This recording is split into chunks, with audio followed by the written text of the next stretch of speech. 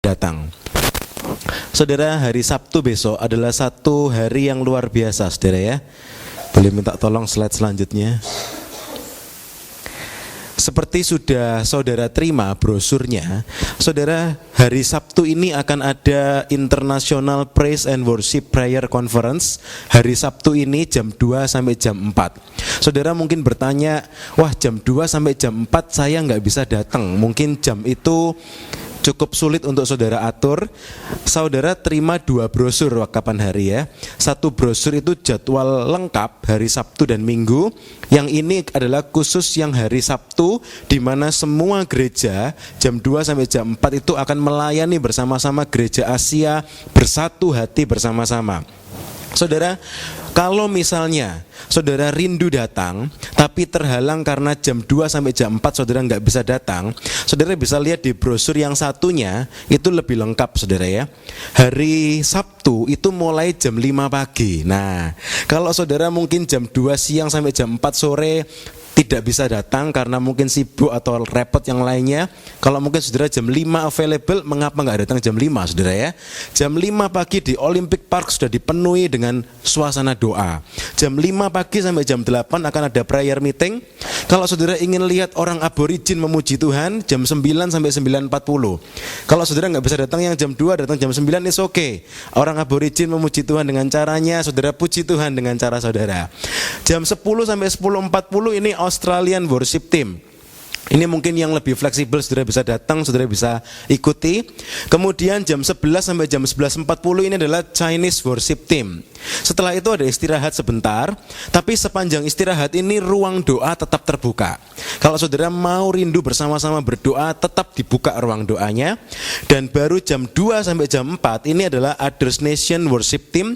Ini gabungan saudara dari gereja Indonesia, Filipina, China, Nepal, Bangladesh. Oh, seru saudara ya. Gabungan bersama-sama memuji Tuhan dalam bahasa Inggris. Jam 2 sampai jam 4. Setelah itu jam 4 sampai jam 5 ada revival meeting. Jam setengah 7 sampai setengah 10 malam 3 jam ada Chinese Gospel Music. Kalau saudara ingin lihat bagaimana orang China memuji-muji Tuhan, saudara bisa ikut yang lebih malam. Hari Minggunya, seperti saya sudah sampaikan, mereka tidak buat acara di pagi hari karena tetap menghargai ibadah di gereja masing-masing. Mereka baru akan ada lagi mulai jam 1 siang. Jadi hari Minggu depan, kalau saudara memang available, saudara mau datang, jam 1 siang ada lagi sampai jam 5. Ini session yang ada firmannya saudara ya. Evangelistic speakers, ada 2-3 orang dari China yang diundang, pembicara-pembicara yang luar biasa. Dan 2 diantaranya adalah mantan kepala gangster yang ditobatkan oleh Tuhan dan diubahkan saudara ya. 2 diantaranya akan bicara juga di jam ini. Jam 3:15 sampai jam 5 ini lagi All Nations Revival Meeting. Semua bangsa-bangsa sama-sama memuji Tuhan. Dan jam setengah 7 sampai setengah 10 Praise and Worship Revival Meeting.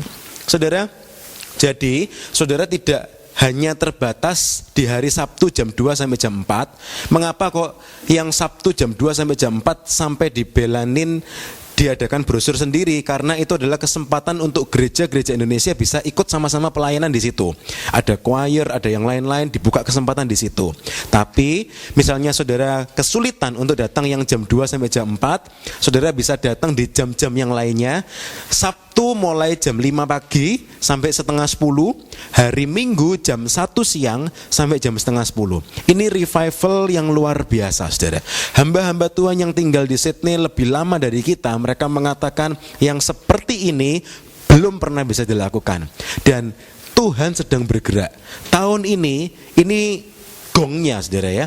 Ini bisa diadakan, ini bukan instan diadakan begini. Hamba-hamba Tuhan sudah berkumpul kira-kira 2 tahun yang lalu. Dari berbagai bangsa mulai kumpul. Mulai dari cuma kira-kira 30 orang sampai terakhir saya ikut itu sudah hampir 80-100 pendeta berkumpul saudara.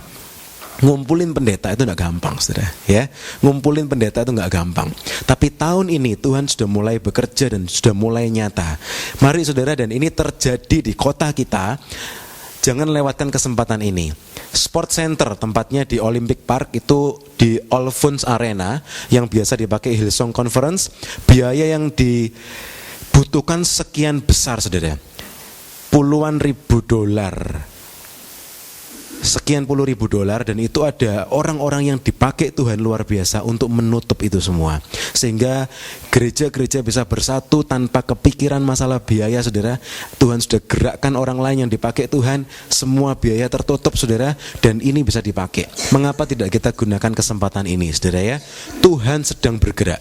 Mari saudara, hari Sabtu mulai jam 5 pagi, hari Minggu mulai jam 1 siang. Saudara, kalau ada pertanyaan yang lain, saudara bisa tanya kepada saya akan bantu untuk memberi penjelasan sebisa saya. Baik, saudara, hari ini kita akan sama-sama belajar lagi firman Tuhan tentang satu hal. Judul firman Tuhan pagi hari ini adalah menghancurkan belenggu, saudara ya. Menghancurkan belenggu. Tapi judulnya tidak hanya sampai di sini, karena kita akan melihat bagaimana saudara dan saya, kita bisa menghancurkan belenggu itu dengan tuntas, saudara. Dengan tuntas.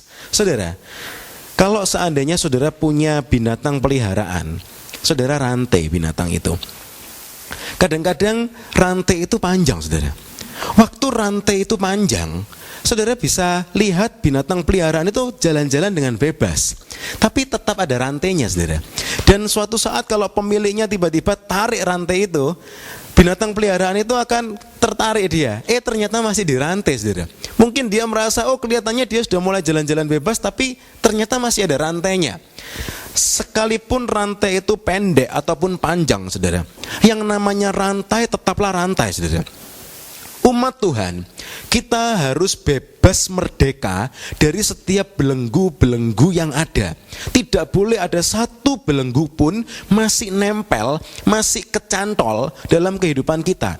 Kita harus menghancurkan belenggu-belenggu yang ada dengan tuntas. Dan secara unik, saudara, Alkitab mengatakan dihancurkan dengan apa? Saudara, kalau ketemu rantai, saudara mau hancurin, saudara ambil alat apa, saudara? Mungkin saudara pakai linggis, pakai palu, mungkin pakai yang lainnya, mungkin pakai gunting besi, pakai macam-macam. Tapi firman Tuhan berkata, ayat yang akan kita perhatikan hari ini, saudara pernah kebayang enggak, saudara? Ada rantai, bayangkan rantai kapal yang tebal itu, saudara, mau dihancurkan. Dihancurkan dengan apa? Alkitab mengatakan dengan minyak, saudara. Dengan minyak. Saudara pernah kebayang enggak? Saudara ketemu rantai yang tebal dan kemudian saudara tuangin minyak, rantainya hancur. Secara teori, secara akal, menghancurkan rantai itu bukan dengan minyak. Tapi Alkitab berkata, yang akan kita baca hari ini adalah hancurkan rantai itu dengan minyak. Kok bisa? Apakah minyak itu bisa menghancurkan rantai? Iya, saudara. Kita akan sama-sama buka satu ayat di dalam Yesaya Fatsal yang ke-10, ayat yang ke-27. Ayat ini luar biasa dan kita mau sama-sama belajar untuk mengaplikasikannya dalam kehidupan kita. Saya bacakan demikian firman Tuhan. Pada waktu itu, beban yang ditimpakan mereka atas bahumu akan terbuang, dan kuk yang diletakkan mereka atas tengkukmu akan lenyap. Sayangnya terjemahan bahasa Indonesia kurang lengkap, saudara. Kalau saudara buka Alkitab bahasa Inggris dalam versi manapun, di sana ada satu penjelasan yang tidak tercantum dalam Alkitab bahasa Indonesia. It shall come to pass in that day that his burden will be taken away from your shoulder and his yoke from your neck, and the yoke will be destroyed because of the anointing oil. Saudara, ini satu bagian yang sangat penting yang akan kita perhatikan sama-sama siang ini, saudara. Belenggu itu, rantai itu, kuk itu akan dihancurkan, destroyed. Itu betul-betul hancur, saudara. Dihancurkan tanpa bekas, bukan diulur. Saudara, bukan rantainya diperpanjang sehingga kita kelihatannya bebas enjoy padahal masih ada rantainya. Bukan, saudara. Tapi betul-betul dihancurkan dengan apa? Dengan minyak. Saudara, kita mau sama-sama perhatikan konsep tentang penjara dan belenggu. Kalau saudara ingat, yang namanya orang di penjara itu atau dihukum macam-macam, saudara, ya kan? Ada orang yang waktu dihukum di pengadilan langsung kena hukuman mati, langsung mati dia. Ada yang kena hukuman penjara 10 tahun, 15 tahun atau seumur hidup. Ada lagi satu hal yang saudara nggak boleh lupa, yang namanya tahanan rumah. Loh, dia di rumah loh, bebas kelihatannya, bisa ke mall, bisa kemana-mana. Statusnya tetap apa saudara? Tahanan. Kalau zaman dulu, di zaman orang Israel, saudara bisa lihat film-film kuno, orang itu masih tetap pakai belenggu yang tetap nempel di kakinya. Mungkin kalau tahanan rumah tahap 1, belenggunya ada bola besinya yang besar saudara, sehingga orang itu kemana-mana mungkin harus seret bola besi itu. Bisa kemana-mana, bisa, tapi masih bawa bola besi yang begitu besar itu saudara. Hari-hari ini lebih modern saudara. Kapan hari saya lihat satu berita, zaman sekarang lebih modern saudara, ya kan, pakai alat seperti alat untuk mengamankan barang di supermarket. Dan alat itu canggih. Kalau misalnya orang itu dikatakan engkau tahanan rumah, tidak boleh keluar dari areamu, dari area kota ini sejauh 5 km. Alat itu bisa bunyi saudara. Dan alat itu bisa melaporkan ke kantor polisi kalau orang itu lewat dari area 5 km. Bisa jalan-jalan dalam area 5 km, kelihatannya bebas saudara, ya kan? Kelihatannya bebas, pakai celana panjang tidak kelihatan alat itu. Dia bisa jalan-jalan bebas. Tapi begitu lewat 5 km, polisi akan datangin dia saudara. Karena apa? Dia masih tahanan rumah, hidupnya tetap terbelenggu. Saudara, firman Tuhan berkata, hidup kita itu bukan tahanan rumahnya setan, saudara. Maksudnya, kelihatannya kita bebas, tapi sebetulnya masih ada belenggu-belenggu itu. Sehingga suatu saat kalau itu kena, saudara, atau misalnya setan ambil kuasa lagi, dia ambil kesempatan lagi, kita kena lagi. Firman Tuhan tidak mengatakan seperti itu. Saudara dan saya bukan tahanan rumahnya setan. Artinya kelihatannya bebas, tapi sebetulnya masih ada rantai itu. Hari ini kita mau sama-sama cek saudara. Kita mau sama-sama belajar supaya rantai itu, belenggu itu betul-betul hancur, betul-betul bebas dari hidup kita. Kita bisa merdeka, bukan lagi tahanan rumah, tidak ada lagi tarikan-tarikan dari iblis apapun bentuknya, apapun modelnya. Tidak boleh lagi ada kesempatan itu dalam hidup kita. Rantai itu, belenggu itu harus dihancurkan dengan minyak saudara. Puji Tuhan. Kita akan sama-sama lihat pagi hari ini. Pertama kita mau lihat saudara, mengapa muncul belenggu dalam kehidupan seseorang. Mengapa sih kok dalam kehidupan kita tuh bisa ada belenggunya? Secara jasmani mungkin tidak terlihat belenggunya, tapi kadang-kadang orang itu bisa merasakan secara rohani masih ada belenggu-belenggu itu saudara. Ada satu ayat yang menjelaskan, satu bagian Alkitab dalam Mazmur yang menjelaskan sangat gamblang. Ayat ini bicara begini saudara, ada orang-orang yang duduk di dalam gelap dan kelam, terkurung dalam sengsara dan besi. Saudara, ada orang-orang yang mengalami belenggu-belenggu ini saudara. Mungkin belenggu itu bisa belenggu masalah, tapi belenggu itu juga bisa belenggu kekhawatiran saudara. Hidup yang dipenuhi kekhawatiran. Belenggu itu juga bisa berupa belenggu iri hati. Loh, iri hati kok belenggu toh Pak? Segala macam perbuatan daging yang disebutkan di Alkitab itu belenggu saudara. Belenggu. Orang iri itu tidak enak hidupnya saudara. Orang yang dibelenggu dengan iri hati, sedikit-sedikit iri, sedikit-sedikit kemudian mulai kecewa, kemudian mulai membandingkan dan kemudian jadi bersungut-sungut, itu belenggu saudara. Belum lagi belenggu kemarahan, atau mungkin belenggu emosi yang tidak bisa segera dibereskan, atau mungkin belenggu ketakutan terhadap perekonomian, atau mungkin ketakutan terhadap hal-hal yang lain. Pendek kata saudara, belenggu itu modelnya itu begitu banyak saudara, begitu banyak. Sebab itu hari ini kita mau sama-sama sadari, apa dalam hidup kita ini masih ada sisa-sisa belenggu-belenggu itu saudara. Kadang-kadang rantainya itu begitu panjang, kita bisa lompat ke sana kemari, rasa-rasanya gak ada rantainya. Tapi sampai suatu saat tiba-tiba masalah itu datang, kemudian kita tiba-tiba berasa itu saudara, loh iya, kok saya masih ada belenggu ya? Kok saya masih ada belenggu?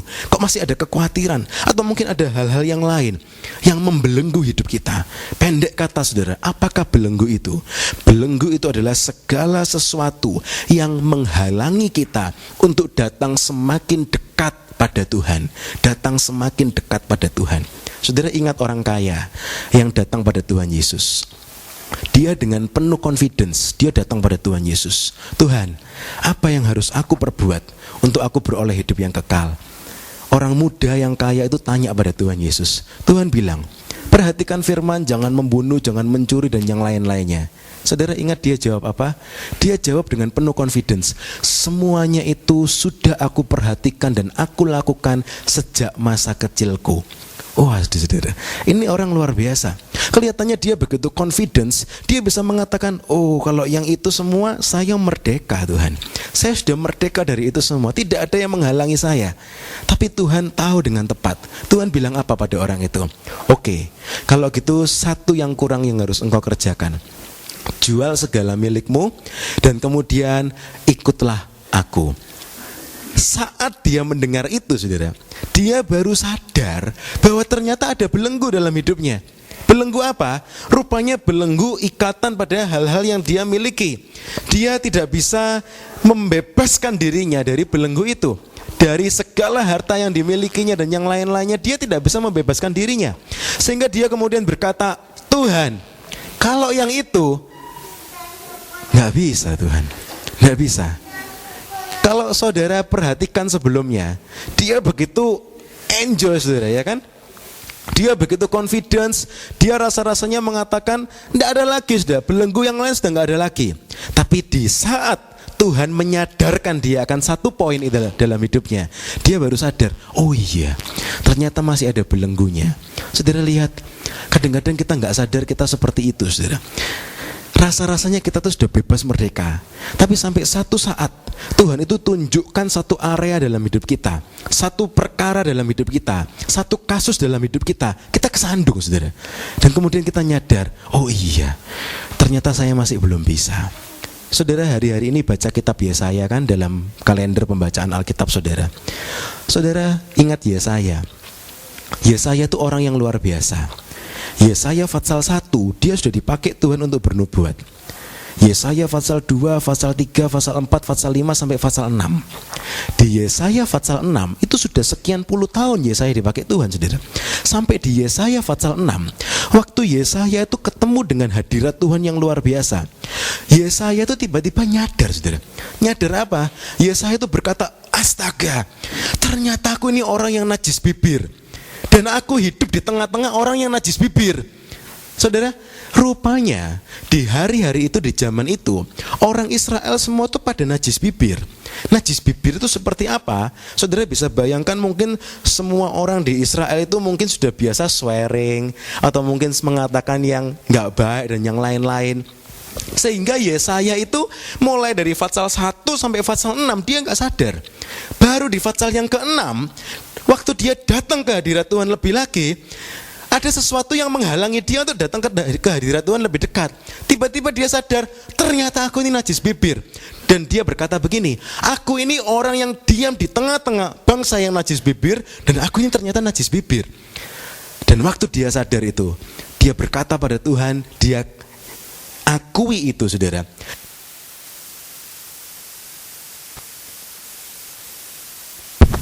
Dan kemudian Tuhan mengatakan, lihat ini bara api yang menyentuh bibirmu, engkau sudah ditahirkan. Saudara, bahkan Yesaya sekalipun, kadang-kadang kita tuh gak nyadar saudara. Kadang-kadang kita tuh masih ada belenggu-belenggu seperti itu yang masih kecantol dalam kehidupan kita. Tapi waktu saudara dan saya datang lebih dekat pada Tuhan, kita akan bisa merasakan, mengkoreksi, dan membuang itu semua saudara. Dibuang. Saudara, apa itu belenggu-belenggu yang ada? Ayat berikutnya, karena mereka memberontak terhadap perintah-perintah Allah dan menista nasihat yang maha tinggi. Belenggu itu bisa datang, belenggu itu bisa terjadi dalam kehidupan umat Tuhan saat orang itu memberontak. Saat orang itu terus mengeraskan hati, dia tetap mengatakan dirinya benar padahal Tuhan bilang salah. Orang itu mulai diperdaya oleh iblis sehingga dia menerima belenggu-belenggu itu dalam hidupnya. Hidupnya dibelenggu dengan satu belenggu lagi, dibelenggu dengan belenggu yang lain lagi. Saudara, orang-orang seperti ini kasihan saudara ya. Mereka memberontak dan seterusnya, maka ditundukkannya hati mereka ke dalam kesusahan. Mereka tergelincir dan tidak ada yang menolong. Ini contoh orang-orang yang hidup dalam belenggu. Karena mereka memberontak, Tuhan hukum, Tuhan beri belenggu itu saudara, maka berseru-serulah mereka kepada Tuhan dalam kesesakan mereka, dan diselamatkannya lah mereka dari kecemasan mereka. Saudara, sebelum kita percaya kepada Tuhan Yesus, hidup kita tuh seperti itu saudara. Hidup kita tuh dibelenggu oleh iblis dengan begitu banyak rantai saudara, begitu banyak rantai. Tapi waktu saudara dan saya berseru pada Tuhan, rantai itu hancur semuanya saudara. Rantai itu dihancurkan semuanya, dilepaskan semuanya, karena orang itu berseru kepada Tuhan. Tuhan melepaskan, Tuhan meluputkan. Dibawanya mereka keluar dari dalam gelap dan kelam, dan diputuskannya belenggu-belenggu mereka. Waktu saudara dan saya datang kepada Tuhan Yesus, kita bisa merasakan tidak ada lagi belenggu-belenggu yang bisa mengikat hidup kita. Di dalam nama Tuhan Yesus, belenggu-belenggu itu hancur. Itu kita terima waktu kita percaya Tuhan Yesus. Luar biasa saudara. Semua belenggu-belenggu itu hancur. Tapi saudara perlu ingat satu hal. Nah saudara, setelah kita dimerdekakan oleh Tuhan, saudara masih ingat khotbahnya Pastor Gerald saudara ya, mengalahkan, overcome the attack of the devil, mengalahkan serangan si jahat. Saudara, kita semua sama-sama perlu sadar dan terus perlu waspada. Mengapa? Karena yang namanya setan ini saudara, dia itu tidak pernah diam saudara. 1 Petrus 5 ayat 8 mengatakan, dia berjalan keliling. Sekarang tidak berani masuk gereja saudara, masih nunggu di depan pintu gereja saudara ya. Begitu kita sudah mulai lengah, dia itu terus berjalan keliling. Ayat ini ditulis dalam bentuk aktif yang mengatakan bahwa terus, present continuous saudara. Dia tidak akan berhenti, dia akan terus walk around, dia terus berjalan keliling. Dan Alkitab mengatakan juga dia mengaum-aum. Untuk apa? Untuk menakuti kembali. Saudara, singa di kebun binatang, saudara nggak perlu takut kan? Tapi mengapa kok dia mengaum-aum terus? Untuk menunjukkan, saya ini meskipun di balik jeruji saya masih raja hutan, meskipun di dalam taronggasu, saudara. Dia terus mengatakan saya tetap raja hutan. Dia terus mengaum-aum. Dia ingin menakuti manusia.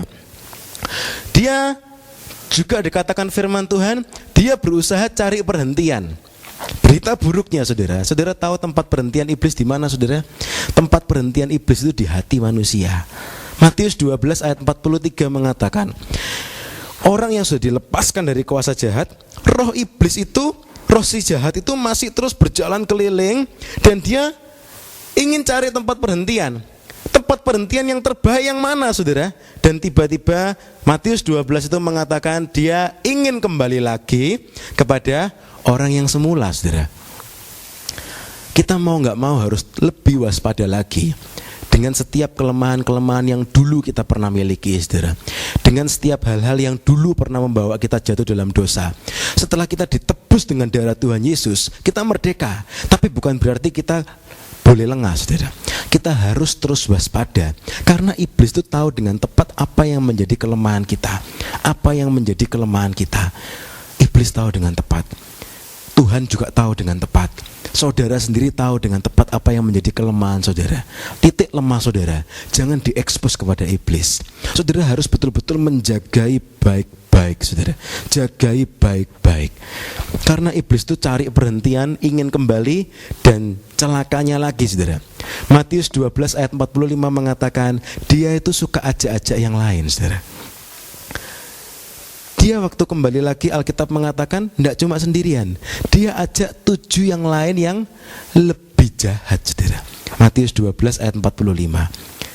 Dia ingin terus mengambil kembali dominionnya saudara. Apa yang dulu pernah dia jajah, dia nggak ingin dilepaskan begitu saja. Dia ingin masih dikuasai lagi saudara. Dan yang terakhir, dia juga pintar saudara. Dia menunggu waktu yang baik. Waktu iblis selesai mencobai Tuhan Yesus dalam Lukas 4, juga Matius 4, iblis tidak langsung mundur. Dia mundur, tapi bukan untuk selamanya. Ayat Alkitab mengatakan, dia mundur untuk menunggu waktu yang baik. Menunggu waktu yang baik. Sebab itu kenapa kita perlu terus menjaga kerohanian kita. Tiap hari kita perlu saat teduh. Setiap minggu kita di-charge lagi dengan fellowship seperti ini, saudara. Mengapa? Apa pentingnya? Karena iblis itu terus bekerja dengan aktif.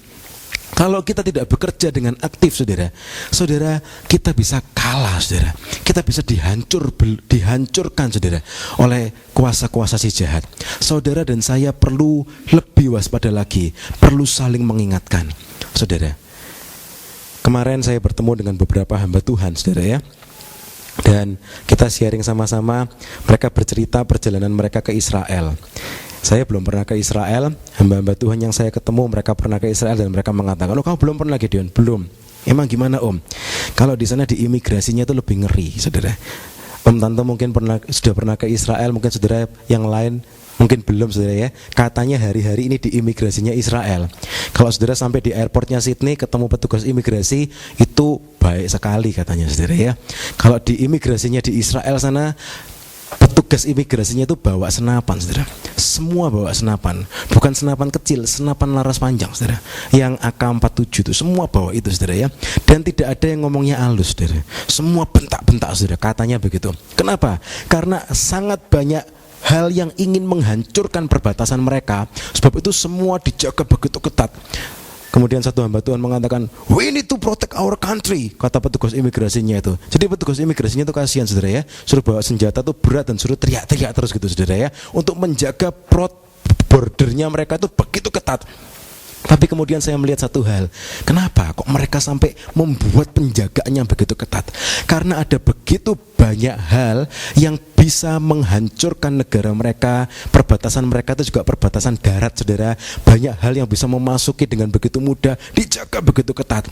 Saudara, minggu lalu kita belajar satu hal, jagalah hati kita dengan segala kewaspadaan. Jaga hidup kita dengan betul-betul waspada, saudara. Karena apa? Karena iblis itu terus berusaha untuk menghancurkan dari segala segi hidup kita. Berusaha dia terus untuk menghancurkan. Kita perlu lebih waspada lagi, saudara ya. Memang serangan iblis itu tidak sedikit, saudara. Tapi saudara dan saya tidak perlu kecil hati. Saya cuma beri sedikit waktu untuk sampaikan hal itu, saudara, tentang cara-caranya iblis. Tapi lebih penting lagi saya ingin menyampaikan hari ini, saudara, tentang janji Tuhan. Mari kita sama-sama lihat janji Tuhan, bahwa saudara dan saya, sekalipun iblis itu begitu gencar untuk menghancurkan umat Tuhan, saudara dan saya tidak perlu putus asa. Saudara dan saya tidak perlu kecil hati. Ada janji Tuhan. Pada waktu itu, beban yang ditimpakan mereka atas bahumu akan terbuang, dan kuk yang diletakkan mereka atas tengkukmu itu akan lenyap. Lenyap oleh apa? Lenyap oleh minyak, saudara. Minyak. Hari ini saya ingin fokus, saudara, bagaimana saudara dan saya bisa memakai minyak urapan Tuhan, supaya kita itu tetap betul-betul terjagai, terproteksi dengan lebih baik lagi, saudara. Saudara ingat kemah suci. Ini pintu kemah, pintu gerbang, maaf. Ini pintu kemah, saudara ya. Pintu gerbang, waktu saudara terima Tuhan Yesus, saudara lewat pintu gerbang ini. Tuhan mengatakan, "Akulah jalan dan kebenaran dan hidup." Dalam kemah suci digambarkan itu seperti pintu gerbang. Tapi waktu saudara sudah masuk ke pintu gerbang, saudara tidak boleh berhenti atau berlama-lama di halaman, kan saudara? Kita sudah sering belajar hal itu. Saudara terus didorong, saudara terus diajar, saudara terus didorong, dibawa. Ayo terus berjalan terus sampai kemana? Sampai ke pintu kemah. Sampai ke pintu kemah. Mengapa? Pintu kemah ini bercerita atau menggambarkan tentang dimulainya karya kepenuhan Roh Kudus itu dalam kehidupan seseorang, sehingga orang itu tidak lagi tinggal di halaman, tapi masuk ke dalam kemah, saudara. Di dalam kemah inilah, di dalam tempat kediamanmu, kurasakan kekudusanmu. Di dalam tempat kediamanmu, di dalam hadirat Tuhan, kita bisa mendapatkan segalanya. Kapan kita dapatkan itu? Waktu kita masuk ke pintu kemah. Saya beri skema yang lain, saudara. Ini dari kiri ke kanan. Waktu dulu Om menjadi orang berdosa, masuk pintu gerbang, Saudara, terima Tuhan Yesus, kita menjadi orang benar, dibenarkan. Tapi kita harus terus berjalan sampai masuk ke pintu kemah, sampai kita menjadi orang suci. Pintu kemah ini bercerita, ini ada gambarnya Holy Spirit, tidak kelihatan saudara ya. Ini adalah karya Roh Kudus dalam kehidupan seorang percaya. Saudara dan saya terus didorong untuk jangan cuma sekedar di pintu gerbang, teruslah masuk sampai ke pintu kemah, sampai saudara dan saya betul-betul merasakan karya Roh Kudus dalam kehidupan kita. Itulah pintu kemah, sehingga kita betul-betul bisa merasakan minyak itu saudara, urapan itu yang akan menghancurkan segala macam belenggu-belenggu yang ada. Mungkin suatu saat ada yang lengah, ditipu iblis lagi, dirantai lagi saudara. Tapi minyak urapan Roh Kudus itu akan memampukan kita tidak sampai kena rantai lagi saudara. Itu kuasa Roh Kudus menjaga saudara dan saya, sehingga kita betul-betul bebas dari belenggu yang ada dengan tuntas. Kalau mungkin kita sekarang sudah bebas dari belenggu itu, tapi kemudian kita dalam kehidupan kita masih sering gampang kena belenggu-belenggu itu namanya belum tuntas saudara. Ilustrasi yang lain saudara, kalau seandainya orang itu dikatakan sakit, infeksi sesuatu, kemudian dia sembuh saudara, tapi kemudian masih terus relapse, berulang kali relapse, masih belum sembuh betul saudara. Kenapa? Belum betul-betul tuntas. Pengobatan itu harus tuntas saudara, harus tuntas. Saudara, dulu waktu saya bekerja, masalah Indonesia mungkin sampai hari ini adalah TBC saudara. Dikatakan dalam survei di Indonesia, 1 dari 3 orang Indonesia itu ada kuman TBC-nya saudara ya. Tapi nggak tahu kalau orang Indonesia yang sudah pindah ke Sydney, surveinya jadi berapa per berapa nggak tahu saudara ya. Tapi orang Indonesia yang masih ada di Indonesia itu 1 dari 3 itu selalu ada kuman TBC-nya saudara ya. Promosi pemerintah begitu gencar, di mana-mana selalu dipasang itu dan dikatakan TBC itu bisa diatasi dengan tuntas, saudara. Dengan tuntas. Kenapa kok dengan tuntas? Kalau nggak tuntas, orang itu kelihatannya sudah seger, sehat, badannya sudah mulai gemuk lagi, saudara. Tapi belum tuntas, sedikit lemah, KO lagi, saudara. Sedikit lemah, KO lagi, saudara. Sebab itu kita mau sama-sama lihat, kita mau belajar. Kita tuh harus betul-betul tuntas, hancurkan semua yang ada, supaya tidak bolak-balik relapse, jatuh lagi dalam dosa yang sama. Mungkin seringkali kita jatuh dalam dosa mulut kita. Kita seringkali mengatakan hal-hal yang sebetulnya kita tuh nyadar, iya sebetulnya saya tidak usah ngomong kayak gini, tapi aduh kok rasanya jatuh lagi ya. Mungkin terikat ini lagi, terikat itu lagi. Saudara, apapun itu juga saudara, kita hari ini mau sama-sama belajar segala macam belenggu itu harus hancur dengan minyak saudara. Bagaimana kuasa Roh Kudus bisa menghancurkan semua belenggu-belenggu yang ada itu? Poin yang pertama saudara, kita harus melihat bahwa kita akan melihat bahwa Roh Kudus itu pertama-tama Roh Kudus akan menginsafkan. Saudara, saya mau sharing kepada saudara bahwa yang namanya memberitahu salahnya orang gampang enggak saudara? Enggak gampang saudara. Sekalipun sebagai hamba Tuhan, sebagai pendeta, mau ngasih tahu kamu tuh kurangnya ini, salahnya ini. Kalau misalnya dalam konseling, kemudian mau dikasih tahu, misalnya kita sudah tahu, kelihatan jelas, mau ngasih tahu itu kan enggak gampang saudara. Butuh hikmat untuk bisa menyampaikan. Kadang-kadang sudah disampaikan pun orangnya masih bisa mengatakan enggak kok, enggak, bukan itu kayaknya masalahnya. Ngasih tahu salah seseorang itu enggak gampang saudara. Tapi Roh Kudus berkata apa? Roh Kudus itu bisa menginsafkan. Hanya Roh Kudus itu yang bisa menginsafkan. Insaf itu bahasa lainnya sadar saudara, reproof.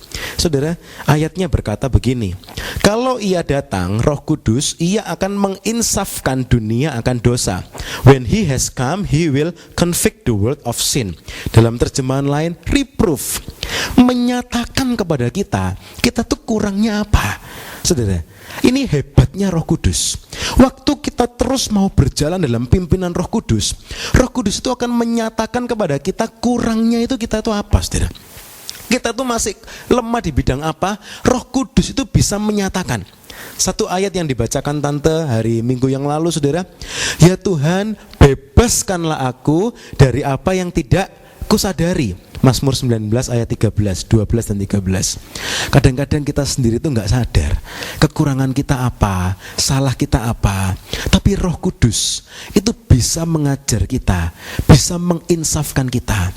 Di dunia ini tidak ada, saudara, orang yang dikatakan kamu salahnya ini.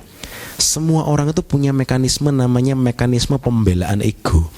Itu dipelajari di psikologi, di ilmu jiwa. Tidak ada orang yang mau disalahkan, ya kan? Saudara, kalau ketemu ada orang yang seperti itu orang yang luar biasa, pasti sudah dijamah Tuhan. Tapi secara natural, semua orang kalau dikatakan, Pak, Anda salah. Salah apa? Kan langsung gitu, saudara, ya. Anda salah, Anda kurangnya ini. Loh, kayaknya enggak kok. Nah, itu selalu ada mekanisme pembelaan ego. Waktu saya kuliah, saudara, ilmu jiwa atau ilmu psikologi itu sudah mendaftar. Semua manusia di dunia ini punya, kalau dikategorikan itu ada 16 mekanisme pembelaan ego, saudara. Mulai dari menghindar atau mungkin dengan cara-cara yang lain, itu di daftar itu ada 16 macam manusia tuh bisa membela egonya sendiri. Artinya apa? Akan mengelak kalau disalahkan. Menyalahkan manusia itu adalah hal yang paling sulit, saudara. Menyalahkan anjing peliharaan itu lebih gampang, saudara, ya. Kamu salah, dia cuma gitu kan, saudara, ya.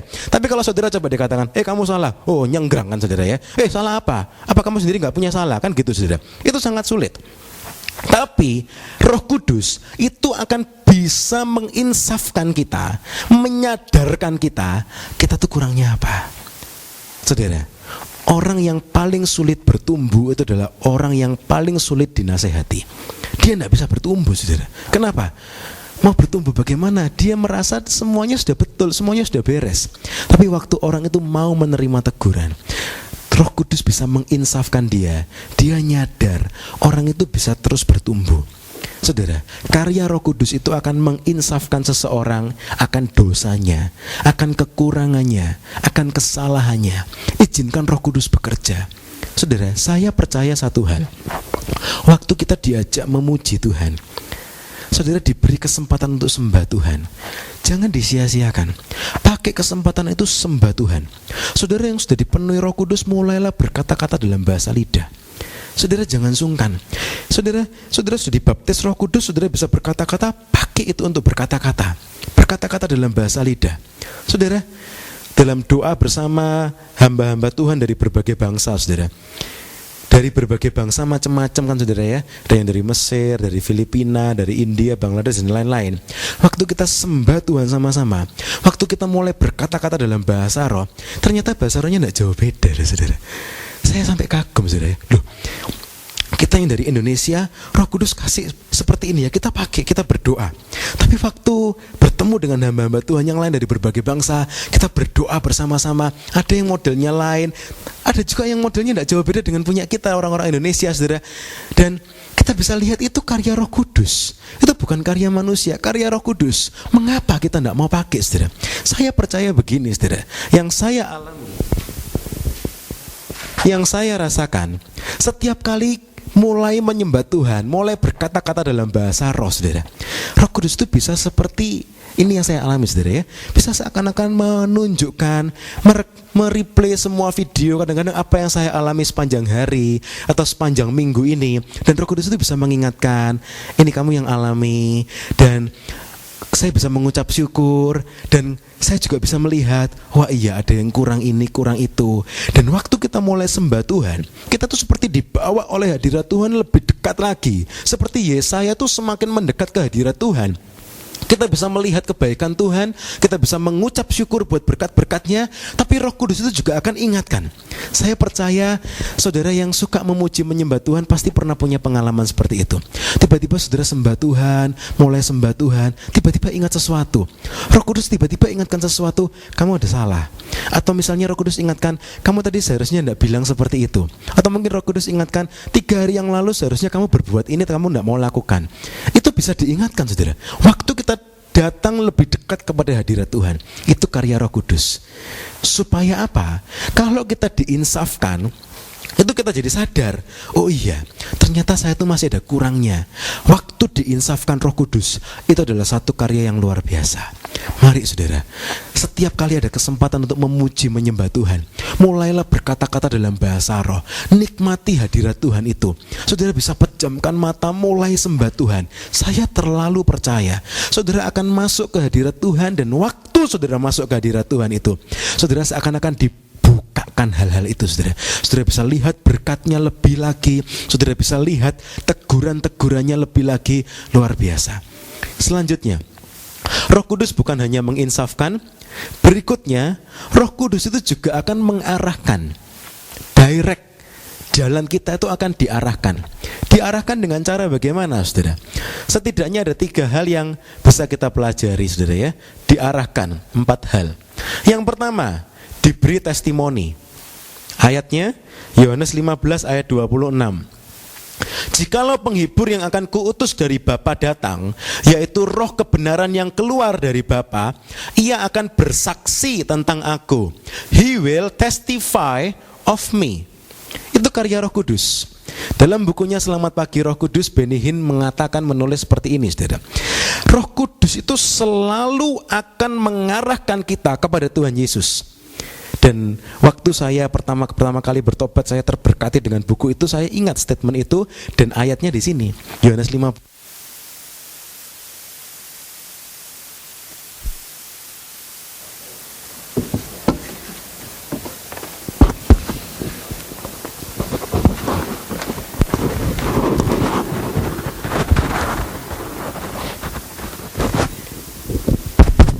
Saudara, di buku itu dikatakan Roh Kudus itu akan bersaksi tentang aku. Mengapa Roh Kudus diutus kepada kita? Saudara kalau mau beli barang, kalau mau cari barang, hari-hari ini kita punya satu barometer yang gampang sekali, saudara. Apa? Cari reviewnya, ya kan? Cari testimoninya. Sekalipun saudara beli satu barang, kalau misalnya produknya itu dikatakan bagus, terpercaya dan yang lain-lain, begitu ada satu testimoni, apakah itu di online kah atau di tempat yang lain kah, saudara, begitu ada satu testimoni mesinnya nggak bagus, rusakan, begitu ada satu yang testify seperti itu, saudara jadi beli nggak? Mulai mikir, saudara, loh katanya bagus, star ratingnya 5, tapi kok ada satu yang testify-nya kayak gitu, saudara jadi nggak percaya, ya kan? Saudara, tapi waktu semua testify itu bagus, saudara akan lebih percaya dengan produk itu. Berita baiknya, saudara, Roh Kudus itu diutus dalam kehidupan orang percaya untuk apa? Untuk bersaksi, untuk testify, memberikan testimoni tentang Tuhan Yesus.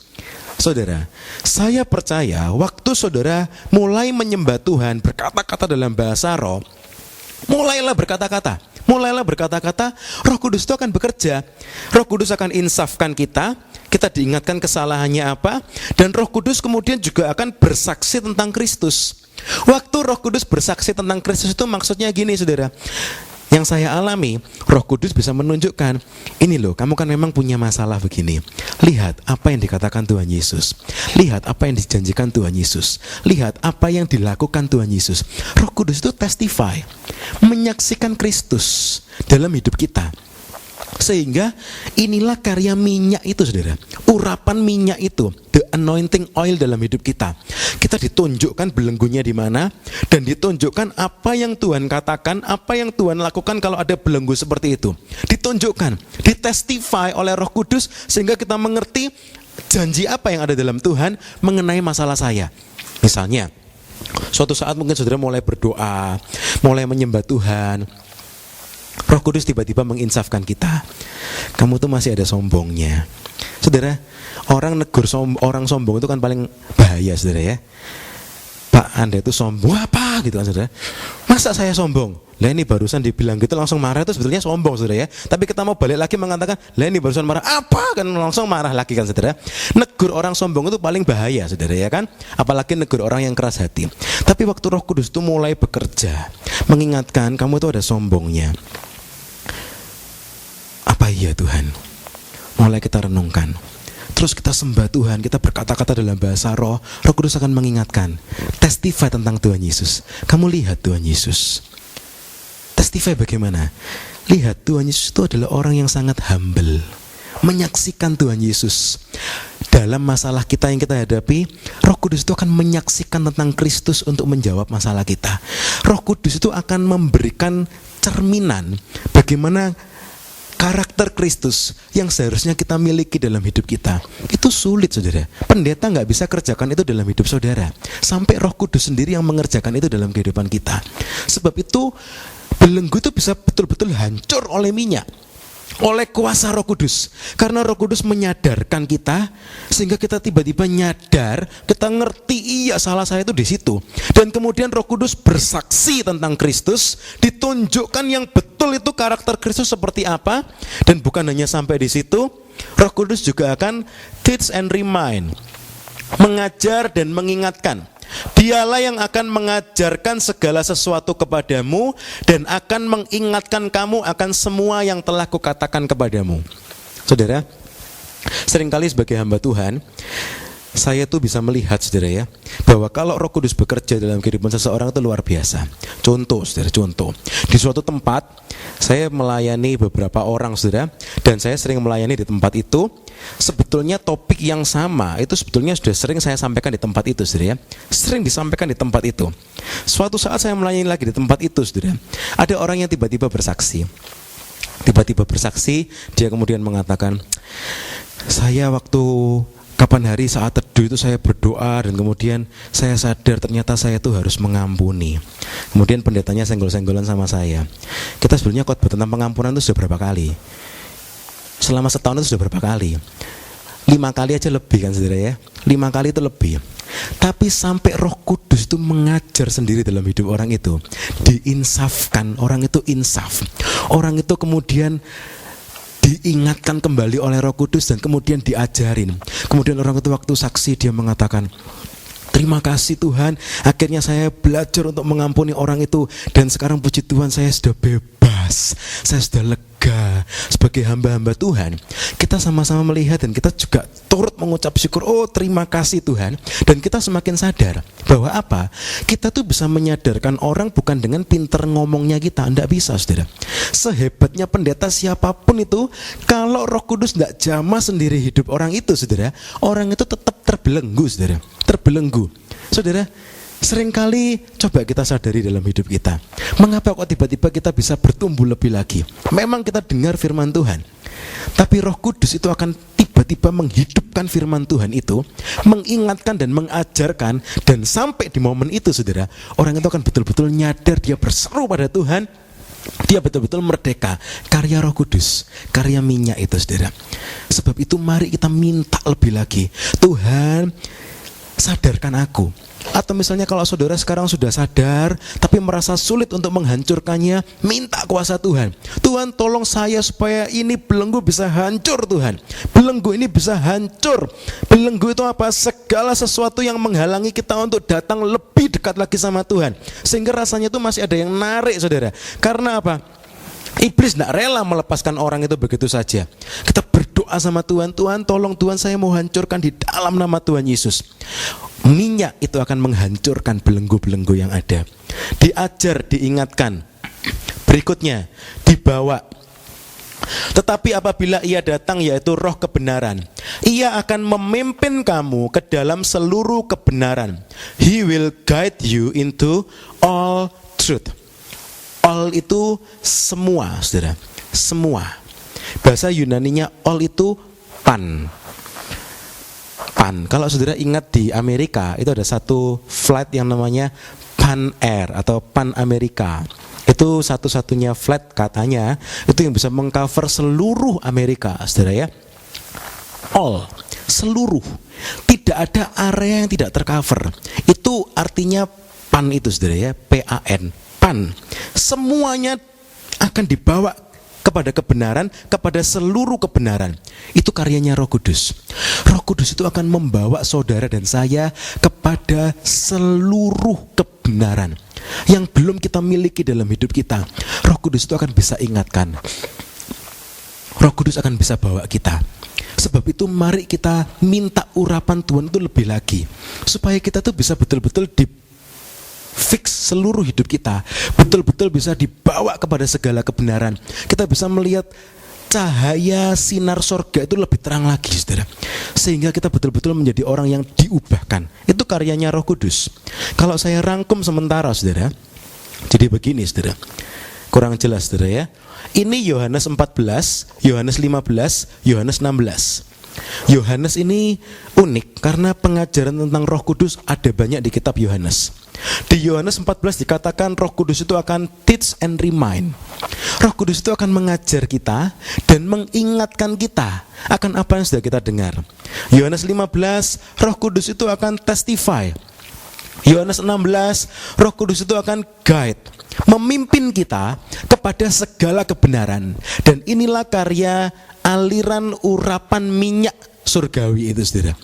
Aliran urapan minyak Roh Kudus itu, dia akan menyadarkan kita, memimpin kita, mengajar, mengingatkan kita. Kita dibawa kepada segala kebenaran, sehingga kita tuh betul-betul bisa menemukan semua rantai-rantai, bekas-bekas rantai yang masih ada, dan itu dihancurkan semua satu persatu, sehingga tidak ada lagi yang menghalangi kita untuk lari pada Tuhan, datang mendekat lebih lagi pada Tuhan. Tidak ada lagi yang menghalangi kita. Karena apa? Kita betul-betul bebas. Roh Kudus mau bawa kita kepada segala kebenaran, mau bawa kita kepada segala kebenaran. Salah satu contoh, saudara, salah satu hal yang praktis yang bisa kita renungkan.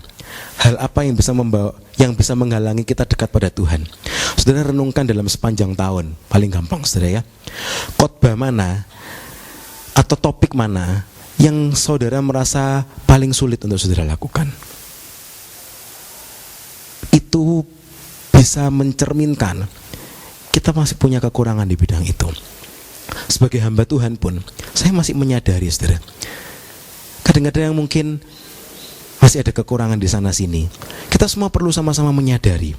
Dan kemudian yang sudah kita sadari, kita hancurkan itu, saudara. Kita hancurkan itu supaya kita datang lebih dekat lagi pada Tuhan. Segala macam hal yang bisa menghalangi kita mendekat pada Tuhan itu harus dihancurkan, saudara ya. Dihancurkan. Berikutnya yang terakhir, Roh Kudus itu akan memberi kuasa. Roh Kudus itu memberi kuasa. Satu saat ada orang cukup kritis, saudara ya. Dia berkata begini, Pak, kenapa sih kok kita itu setelah percaya kepada Tuhan Yesus, kita masih tetap hidup dalam tubuh daging ini?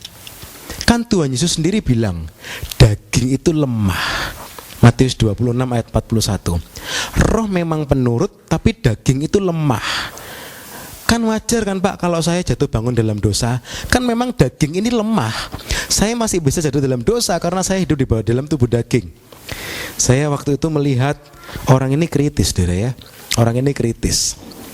Kemudian saya ingat satu jawaban dari ayat firman Tuhan. Saya katakan pada orang itu, betul Pak, memang setelah kita percaya, kita masih hidup dalam tubuh daging. Kita masih hidup dalam tubuh daging yang lemah, yang bisa membawa kita jatuh lagi dalam dosa.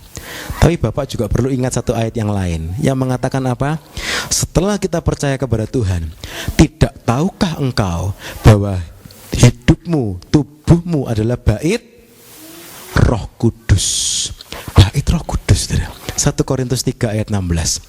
Roh Kudus yang diizinkan Tuhan tinggal dalam hidup kita. Saudara, memang kita ini masih hidup dalam tubuh daging. Sebab itu, waktu Tuhan Yesus naik ke surga, meninggalkan kita umatnya di dunia, kita itu tidak ditinggal sendirian. Tuhan mengatakan, aku mengutus Roh Kudus kepadamu untuk memperlengkapi kamu, sehingga kita tuh bisa hidup menang dari setiap kelemahan-kelemahan kedagingan yang ada. Jadi saudara, memang kita masih hidup dalam tubuh daging yang ada kelemahan ini. Tapi kalau kita mau mengizinkan Roh Kudus terus memimpin kehidupan kita, kita tidak lagi menggenapkan keinginan daging. Kita bisa terus hidup merdeka, tidak lagi kena belenggu-belenggu yang ada. Kita betul-betul bisa merdeka sepenuhnya, karena Roh Kudus memberi kita kuasa, the power. Saudara, ayatnya berkata, tetapi kamu harus tinggal dalam kota ini sampai kamu diperlengkapi dengan kekuasaan dari tempat tinggi. Saudara itu diperlengkapi dengan kuasa dari tempat tinggi. Mengapa tidak saudara pakai? Supaya saudara betul-betul bisa bebas dari setiap belenggu-belenggu yang ada dengan tuntas. Dengan tuntas. Saudara betul-betul menjadi manusia baru yang betul-betul mencerminkan Kristus. Saudara, tidak ada satu karakter pun yang terlalu sulit untuk diubahkan oleh Tuhan. Karakter apapun yang jelek, Tuhan bisa mengubahkan itu semuanya. Saudara mungkin pernah berkata, ya saya ini bawaannya begini, ya saya ini memang pembawaannya begini. Saudara, selama itu kita terus izinkan, selama kita terus kompromi dengan karakter-karakter kekurangan-kekurangan yang ada, itu sebetulnya jebakan iblis untuk kita terus terjatuh dalam dosa yang sama. Tapi mari kita mau sama-sama katakan, iblis, engkau tidak berhak lagi mengacaukan hidup saya. Engkau tidak berhak lagi menghalangi saya datang mendekat kepada Tuhan. Karakter Kristus harus nyata dalam hidup kita. Pengampunan Kristus harus nyata dalam hidup kita. Sukacita Kristus harus nyata dalam kehidupan kita. Apakah mungkin? Mungkin, saudara. Mungkin. Izinkan Roh Kudus itu berkarya. Izinkan Roh Kudus berkarya. Saudara yang sudah dipenuhi Roh Kudus, tiap kali saudara ada waktu, mengapa saudara tidak mulai berdoa? Mulailah berkata-kata dalam bahasa roh. Berkata-kata dalam bahasa roh. Jangan malu, jangan sungkan. Tentu kalau saudara di tempat kerjaan, di kantor, jangan rame-rame. Tapi kalau saudara mulai sendirian, tidak ada orang lain lagi, mungkin saudara waktu mulai nyetir sendirian, mungkin saudara di bis sendirian, di sebelah saudara mungkin lagi tidak ada orang. Mengapa saudara tidak mulai berdoa? Mulai pakai perlengkapan kuasa dari tempat yang maha tinggi itu. Saudara mulai berkata-kata dalam bahasa roh. Mulai berkata-kata dalam bahasa roh. Saudara ada enggak yang pernah mimpi, di mimpi itu saudara lagi berdoa dalam bahasa roh? Saya lihat beberapa orang yang pernah bersaksi. Itu katanya, saudara, katanya itu enaknya itu luar biasa waktu bangun, saudara. Saudara, kalau kepingin merasakan hadirat Tuhan yang begitu kencang, saudara, teruslah berkata-kata dalam bahasa roh. Saudara, Pak, saya kan tidak ngerti Roh Kudus itu lagi ngomong apa. Kalau saya berkata-kata dalam bahasa roh kan saya tidak ngerti. Jangan khawatir, saudara, jangan khawatir. Berkata-katalah dalam bahasa roh. Waktu saudara berkata-kata dalam bahasa roh itu saudara sedang mendekat ke dalam hadirat Tuhan lebih lagi. Dan waktu saudara mendekat ke hadirat Tuhan lebih lagi, saudara akan diinsafkan. Saudara akan menerima kesaksian tentang Tuhan Yesus. Saudara akan diajar dan diingatkan. Saudara diberi kuasa. Saudara bisa kuat menghadapi hal-hal yang sedang saudara hadapi. Belenggu-belenggu itu harus dihancurkan dengan tuntas, saudara. Dengan tuntas. Dihancurkan dengan apa? Dengan minyak. Minyak apa? Minyak itu bicara tentang karya Roh Kudus dalam kehidupan kita. Hancurkan dengan tuntas, saudara. Hancurkan dengan tuntas. Tidak boleh lagi ada belenggu apapun yang membelenggu hidup kita. Saudara, saya bacakan sebagai poin yang terakhir, saudara ya, untuk mendeteksi setiap belenggu-belenggu yang ada dalam hidup kita. Tidak ada di slide. Saya mau bacakan, saudara, dari Galatia 5 ayat 16 dan kemudian loncat ke ayat 18 dan 19.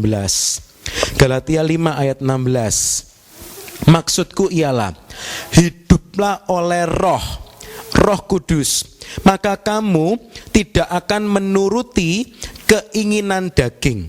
Saudara, keinginan daging apapun yang disebutkan setelah ini, itu bisa membelenggu kehidupan orang beriman sehingga hidupnya terbelenggu lagi dan tidak bisa datang lebih dekat lagi pada Tuhan. Ayat 19, 20. Perbuatan daging telah nyata, yaitu percabulan, kecemaran, hawa nafsu, penyembahan berhala, sihir, perseteruan, perselisihan, iri hati, amarah, kepentingan diri sendiri, percideraan, roh pemecah, kedengkian, kemabukan, pesta pora, dan sebagainya. Terhadap semuanya itu kuperingatkan kamu, seperti yang telah kubuat dahulu, bahwa barang siapa melakukan hal-hal yang demikian, ia tidak akan mendapat bagian dalam kerajaan Allah. Saudara, kita perlu kuasa Roh Kudus untuk bisa menginsafkan kita, untuk bisa mengingatkan kita akan kesalahan kita, kekurangan kita, dan yang lain-lainnya. Kita perlu terus belajar, saudara. Kita perlu terus belajar. Izinkan Roh Kudus untuk bekerja lebih lagi dalam hidup kita. Saya tidak perpanjang, saudara. Saya ingin kita punya waktu lebih banyak hari ini. Kita mau sembah Tuhan. Saudara yang sudah dipenuhi Roh Kudus, pakai bahasa roh yang sudah saudara terima, saudara mulai berdoa. Saudara mulailah berdoa.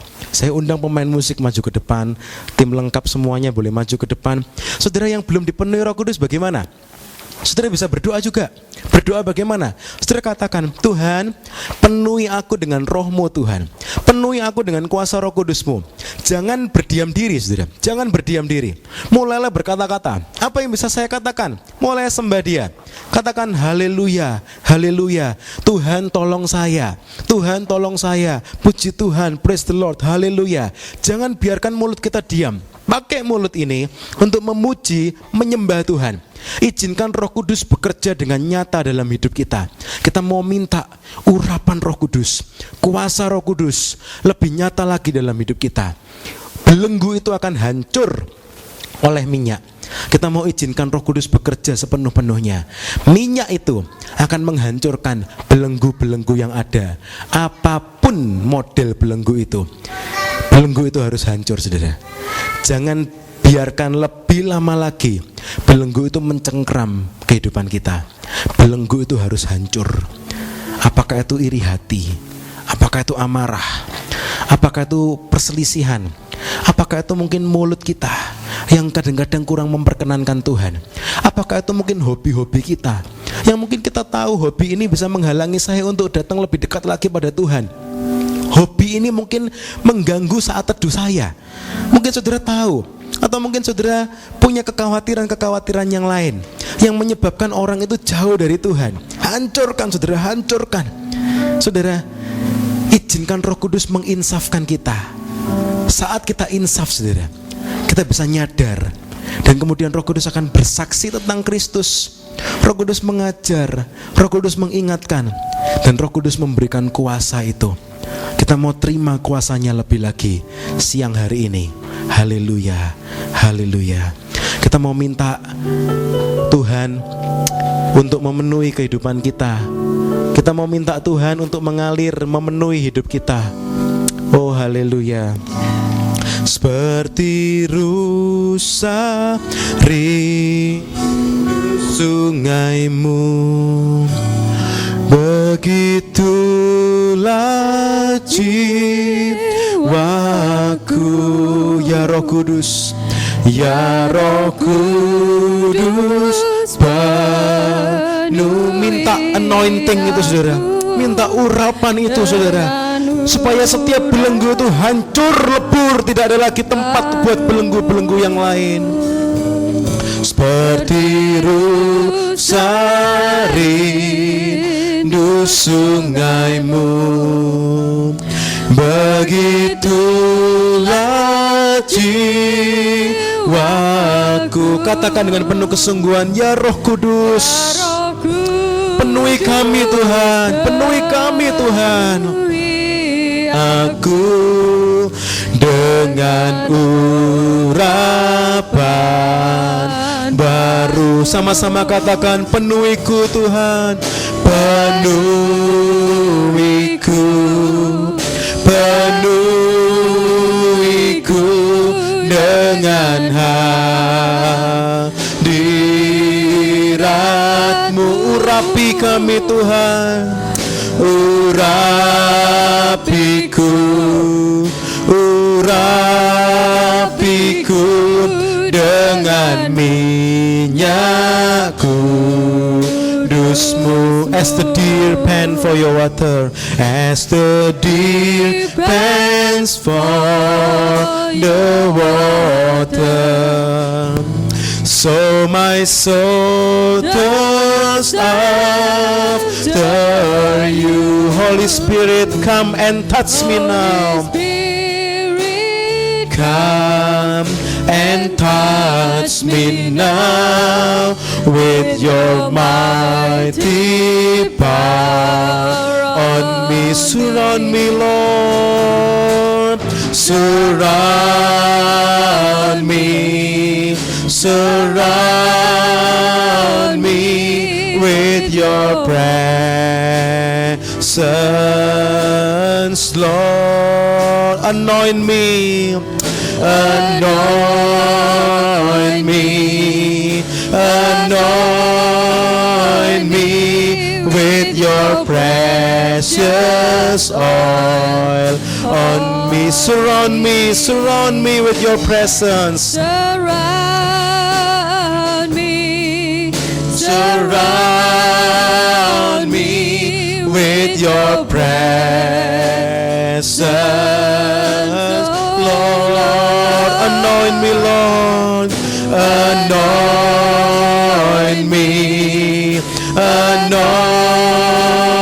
me with your precious oil on me. Mari saudara, kita bangkit berdiri sama-sama. Kita renungkan firman yang sudah kita sama-sama dengar. Hidup yang terbelenggu itu bukan kehendak Tuhan, saudara. Hidup yang merdeka itu rencana Tuhan. Jangan biarkan ada belenggu apapun dalam kehidupan kita, masih menempel dalam kehidupan kita. Apakah itu amarah? Apakah itu mungkin kekecewaan? Apakah itu mungkin iri hati? Apakah itu mungkin perselisihan? Apakah itu mungkin kekeliruan-kekeliruan yang lain? Apakah itu mungkin patah semangat yang ada? Saudara, apakah itu mungkin putus asa yang ada sehingga kita tidak bisa berlari lebih dekat lagi sama Tuhan? Apakah itu mungkin ikatan-ikatan hobi atau ikatan-ikatan yang lain yang mungkin saudara sendiri terlebih tahu dengan Tuhan? Mari saudara, siang hari ini ada satu panggilan Tuhan. Mari nak, datang lari lebih dekat kepadaku nak. Mungkin saudara berkata, Tuhan aku pingin lebih dekat lagi pada Engkau, tapi ada satu yang mengikat kakiku, ada satu yang mengikat tanganku untuk aku lari lebih dekat pada Engkau. Siang ini Tuhan ingin ingatkan kita, hancurkan itu dengan kuasa Roh Kudus. Hancurkan itu dengan kuasa Roh Kudus. Kita akan nyanyi beberapa kali lagi. Setelah itu kita akan sembah Tuhan. Saudara yang sudah dipenuhi dengan Roh Kudus, berkata-kata dalam bahasa roh. Jangan sungkan, jangan malu, don't be shy. Berdoa dalam bahasa roh. Saudara yang belum dipenuhi, saudara bisa mengatakan, Tuhan penuhi aku Tuhan. Katakan dengan bahasa saudara sendiri, penuhi aku Tuhan, urapi aku Tuhan. Aku mau urapanmu lebih lagi Tuhan. Aku perlu kuasamu lebih lagi Tuhan. Aku mau dimerdekakan Tuhan. Aku mau lebih lagi lari dekat kepada Engkau Tuhan. Tolong saya Tuhan, biar urapan minyak itu siang hari ini mengalir dengan limpah dalam setiap kehidupan saudara dan saya. Kita sama-sama minta saudara. Saudara perlu, saya juga perlu. Kita sama-sama berdoa minta sama Tuhan. Hari ini biar Roh Kudus menyadarkan kita, Roh Kudus menginsafkan kita, Roh Kudus mengingatkan kita, Roh Kudus membawa kita kepada segala kebenaran. Segala kebenaran. Oh haleluya, haleluya. Apapun kesalahan yang diingatkan Roh Kudus, biar kita melembutkan hati kita. Kita mau bilang sama Tuhan, ya Tuhan, aku mau perbaiki itu. Oh haleluya, haleluya. Terima kasih Tuhan. Rusa rindu sungaimu, begitulah jiwaku. Ya Roh Kudus, ya Roh Kudus, penuhi aku dengan urapan baru. Katakan, penuhi kami Tuhan, penuhiku, penuhiku dengan hadirat-Mu. Urapi kami Tuhan, urapiku, urapiku dengan minyak kudus-Mu. Sekali lagi, penuhi kami Tuhan, penuhiku, penuhiku dengan hadirat-Mu. Urapi kami Tuhan, terima kasih Tuhan.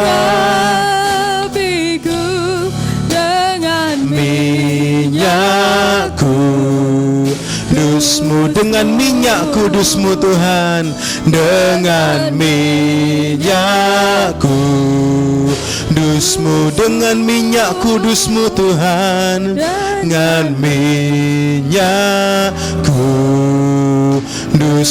Mari kita sembah Tuhan.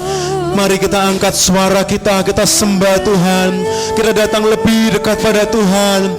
Saudara yang sudah dipenuhi, pakai bahasa rohmu. Saudara yang belum dipenuhi, angkat suaramu, buka suaramu, mulai sembah Dia. Sikara maya ramaya ramaya ramaya ramaya ramase. Oh haleluya haleluya. Sikara maya ramaya ramaya ramaya ramaya ramaya ramase. Mari Tuhan, bawa kami Tuhan, bawa kami setiap umat-Mu kepada segala kebenaran Tuhan. Hiburkan kami, kuatkan kami Tuhan, insafkan kami, ajari kami Tuhan. Sikara maya ramaya ramaya ramaya ramaya ramaya ramase. Mari Roh Kudus, haleluya haleluya. Sikara maya ramaya ramaya ramaya ramaya ramaya ramaya ramase. Mari Roh Kudus, insafkan, sadarkan kami Tuhan. Kuatkan yang lemah Tuhan, hiburkan yang sedih Tuhan. Pegang tangan kami Tuhan. Sikara maya ramaya ramase. Sikara maya ramaya ramaya ramaya ramase. Kami perlu kuasa-Mu Tuhan. Kami perlu urapan-Mu lebih lagi Tuhan. Hancurkan setiap belenggu-belenggu yang ada dalam hidup kami Tuhan. Sikara maya ramaya ramaya ramase. Haleluya haleluya haleluya. Sikara maya ramaya ramaya ramase. Jesus Jesus Jesus. Sikara maya ramaya ramaya ramaya ramaya ramaya ramase. Haleluya. Oh haleluya haleluya haleluya. Sikara maya ramaya ramaya ramase. Jesus.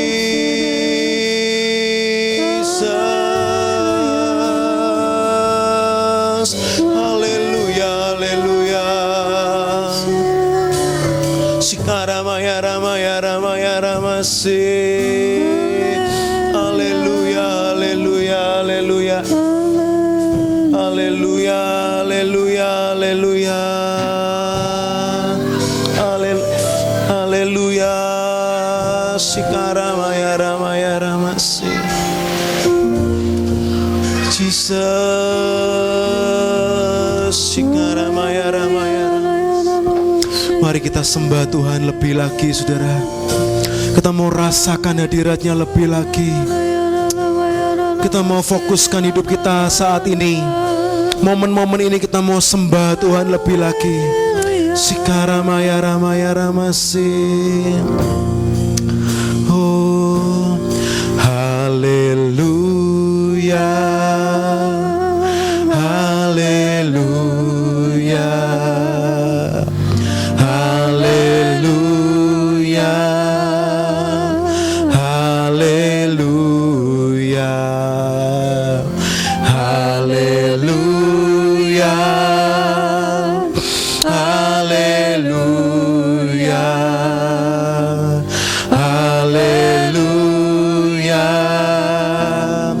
haleluya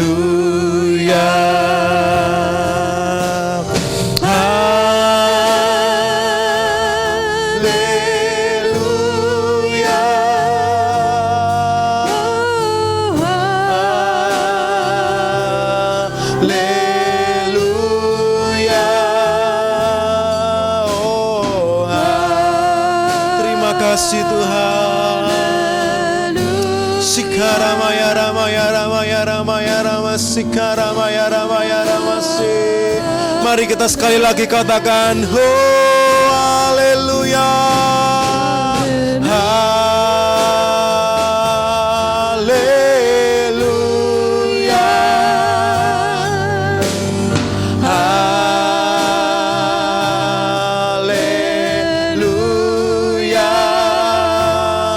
Oh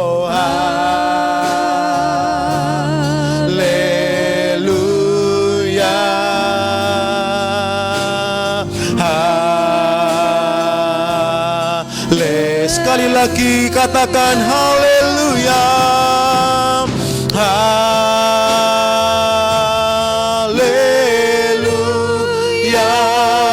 Terima kasih Tuhan. Terima kasih Tuhan. Sikara maya ramaya ramase.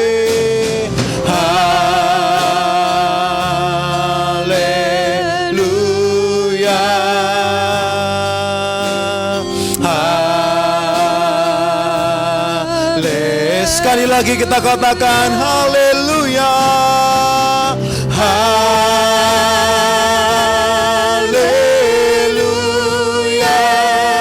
Mari Tuhan urapi kami lebih lagi Tuhan. Hancurkan setiap belenggu-belenggu yang ada Tuhan.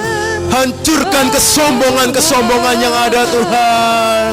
Hancurkan ikatan-ikatan yang ada Tuhan di dalam nama Tuhan Yesus. Sikara maya ramaya ramase. Terima kasih Tuhan. Oh haleluya haleluya. Sikara maya ramaya ramase. Sikara maya ramaya ramaya ramaya ramaya ramaya ramase. Terima kasih Tuhan, terima kasih. Kami percaya dengan Engkau kami hancurkan setiap belenggu yang ada Tuhan. Di dalam nama Tuhan Yesus. Di dalam nama Tuhan Yesus. Terima kasih Tuhan, terima kasih. Oh haleluya, haleluya. Iblis tidak berhak lagi Tuhan mengunci hidup kami. Iblis tidak berhak lagi merantai kami Tuhan. Kami hancurkan setiap belenggu yang ada. Di dalam nama Tuhan Yesus. Di dalam nama Tuhan Yesus. Di dalam nama Tuhan Yesus. Oh haleluya, haleluya. Kami mau lepaskan pengampunan Tuhan. Kami mau hancurkan setiap amarah-amarah yang ada Tuhan. Di dalam nama Tuhan Yesus. Kami mau hancurkan kekhawatiran yang ada Tuhan. Keputusasaan yang ada. Di dalam nama Tuhan Yesus. Bersama Engkau kami merdeka Tuhan. Bersama Engkau kami menang Tuhan. Sikara maya ramaya ramasi. Terima kasih Tuhan. Terima kasih Tuhan. Kami mau berdoa Tuhan. Tidak ada lagi keputusasaan. Tidak ada lagi kekecewaan menghantui hidup kami Tuhan. Tidak ada lagi ketakutan-ketakutan menghancurkan masa depan kami Tuhan. Bersama dengan Engkau kami menjadi umat yang merdeka. Kami menjadi lebih dari pemenang Tuhan. Di dalam nama Tuhan Yesus. Di dalam nama Tuhan Yesus. Iblis tidak berhak lagi mengintimidasi kami Tuhan. Segala belenggu-belenggu si jahat yang ada kami mau hancurkan, kami mau patahkan di dalam nama Tuhan Yesus. Segala belenggu sakit penyakit, segala belenggu ikatan-ikatan yang ada kami mau hancurkan di dalam nama Tuhan Yesus. Segala hal yang menghalangi kami untuk lari lebih dekat lagi kepada Engkau kami hancurkan di dalam nama Tuhan Yesus. Terima kasih Tuhan, terima kasih. Bersama Engkau kami mau jadi umat pemenang Tuhan. Bersama Engkau kami mau menjadi umat yang bebas merdeka, menggapai, meraih, merebut janji-janji-Mu yang luar biasa yang sudah Engkau sediakan buat kami. Terima kasih Tuhan, terima kasih. Terima kasih Tuhan. Kami percaya Tuhan, ada begitu luar biasa janji yang sudah Engkau sediakan buat kami Tuhan. Yang mungkin selama ini kami kesulitan untuk meraihnya Tuhan. Karena kami mungkin masih mengizinkan satu, dua atau beberapa hal terikat dalam hidup kami. Tapi kami percaya Tuhan, hari ini kami hancurkan di dalam nama Tuhan Yesus. Kami punya masa depan yang cerah bersama Engkau. Kami punya masa depan yang terjamin dalam tangan-Mu Tuhan. Oh haleluya. Haleluya, haleluya. Sikara maya ramaya ramasi. Belenggu-belenggu ketakutan kami hancurkan di dalam nama Tuhan Yesus. Kekhawatiran, keputusasaan, kekecewaan kami hancurkan di dalam nama Tuhan Yesus. Kami mau raih janji-Mu lebih lagi Tuhan. Kami tahu Tuhan ada begitu banyak kebenaran yang sudah Engkau sediakan untuk kami hidupi, untuk kami alami, untuk kami nikmati Tuhan. Siang ini kami mau katakan, Roh Kudus, ini tangan kami, bawa kami Tuhan kepada seluruh kebenaran. Seluruh kebenaran Tuhan. Kami tidak mau melewatkan satu pun. Kami tidak mau melewatkan sedikit pun. Di dalam nama Tuhan Yesus. Di dalam nama Tuhan Yesus. Kami mau terus miliki aliran urapan minyak itu Tuhan dalam hidup kami, yang akan menolong kami menghancurkan belenggu-belenggu yang ada Tuhan. Di dalam nama Tuhan Yesus, kami terima urapan-Mu, kami terima kuasa-Mu mengalir, memimpin kami, memberikan kuasa itu dalam hidup kami.